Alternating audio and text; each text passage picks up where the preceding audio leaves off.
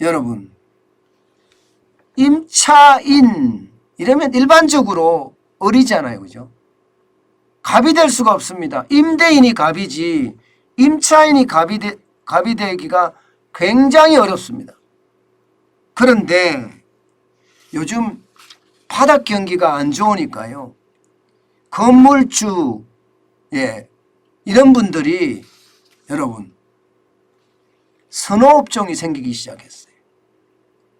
쉽게 말하면 지속 가능한 업종, 앞으로 위기가 오더라도 계속해서 갈 수 있는 업종, 이 업종을 지금 건물주들은 선호를 합니다. 그러다 보니까 그 업종에 있는 이 임차인, 쉽게 말하면 이들이 슈퍼 을이 된 겁니다.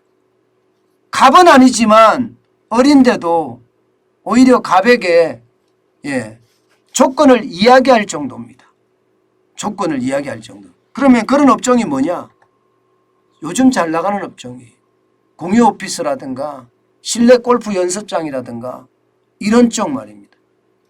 이런 쪽은 말입니다. 임대인들이 가장 선호하는 업종이라고 실제 부동산 업계에서도 이야기를 하고 있습니다. 그만큼 말입니다. 이게 지속 가능한, 쉽게 말하면 매출이 떨어진다든가 갑자기 위기 때 나빠진다든가 이렇지 않은 업종, 이게 계속해서 앞으로도 뜰 거다 이렇게 보는 겁니다.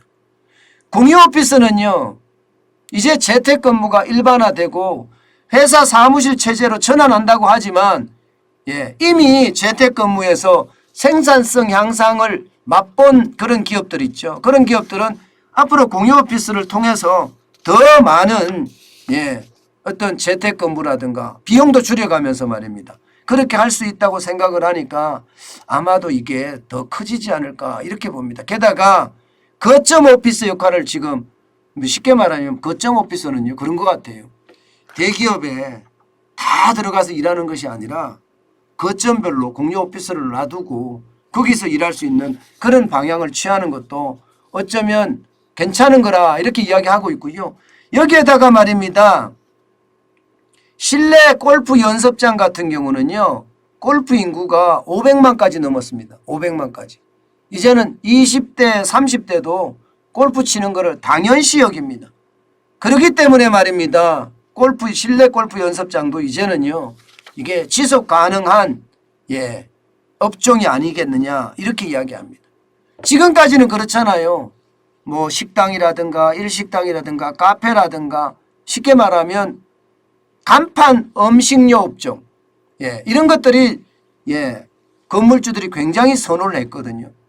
왜냐하면 이들은 들어가면 간판이니까 잘 나가는 업종들이니까 망하지 않을 거라고 생각을 하니까요. 그런데 예상보다 말입니다. 이런 간판 업종들이 들어오면 다른 그 오피스에 그 건물에서 쓰는 다른 사람들의 피해가 크다는 거예요. 뭐 오폐수 문제라든가 냄새 문제라든가 이런 문제들이 크니까 요즘은요 건물주들이 그거보다는 좀 더 지속 가능한 업종, 앞으로 미래 업종 이런 쪽을 선택한다 이렇게 알려지고 있고요. 그러다 보니까 말입니다. 공유 오피스 같은 경우는요 오히려 말입니다. 임대인에게 인테리어 비용을 좀 부담해달라. 그리고 월세를 한꺼번에 지불하지 말고 이게 좀 나눠서 지불하면 안 되겠느냐. 뭐 이런 얘기까지 할 정도라고 합니다. 그만큼 지금 임차인 중에서도요. 공유 오피스를 쓰시는 분들 혹은 실내 골프 연습장을 하는 분들 이런 분들 입장에서는 슈퍼 을 대접을 받는다는 이야기입니다. 실제 제가 공인중개사 분들에게 물어보면요. 부침이 적은 업종을 건물주들이 선호하기도 하고요. 또 이 그 부침이 적은 업종들은 건물주들이 서로 모시려고 한다. 이렇게 이야기할 정도입니다. 그만큼 말입니다. 이게 건물주 입장에서는요. 지속 가능한 어떤 업종이 많이 유치하고자 하는 그 건물에 들이고 싶어 하는 그런 사람들이 많아졌다는 이야기입니다. 여러분, 우리가 창업을 할 때도 반드시 생각해야 되는 게요. 여러 가지가 있지만 말입니다. 여러 가지만 있지만 이렇게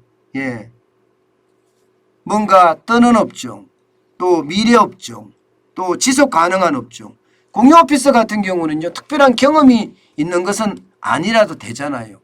이런 쪽은요. 오히려 잘 되고 있다 이렇게 이야기할 수가 있고 창업을 해도 이런 쪽에 대한 창업이 좀 유리하지 않을까 그런 생각을 저는 해보고요. 또 하나는요. 이게 앞으로 소비가 어디서 일어나는지 지금 골프 인구가 500만 정도가 되니까 실내 골프 연습장은 어디나 알 것 없이 10,000원이거든요.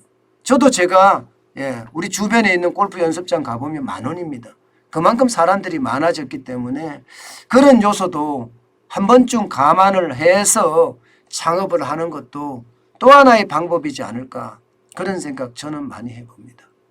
여러분 중요한 것은요.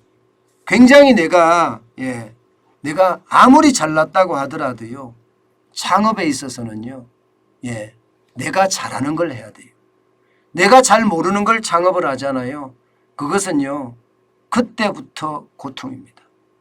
분명히 그때부터 고통이니까 반드시 생각해 볼 필요가 있다. 저는 그렇게 생각합니다.